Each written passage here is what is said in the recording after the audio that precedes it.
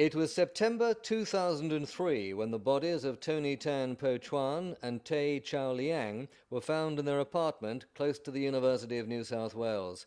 Both had been clubbed to death with a baseball bat. News of the horrific murders shocked fellow students at the university, which is attended by thousands of overseas students, many of them from Asia. 6 months later, Ram Tiwari, who was on a scholarship from the Singapore Army, was charged with their murder. Although he was later convicted and jailed for life, he won an appeal.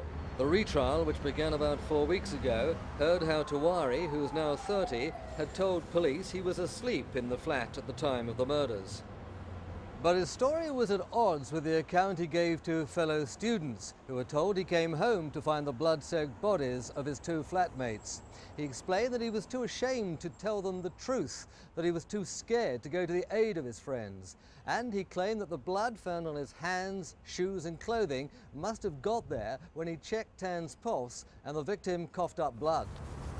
Crown Prosecutor John Keeley said Tiwari had the motive, the opportunity and the capacity to kill the two men. He was badly behind with his rent and his student life was falling apart. But it was also claimed there'd been a litany of mistakes in the police investigation. Summing up, the defence said Sydney detectives had not kept an open mind during their investigation and the accused man should be acquitted. The judge is expected to begin his summing up on Monday.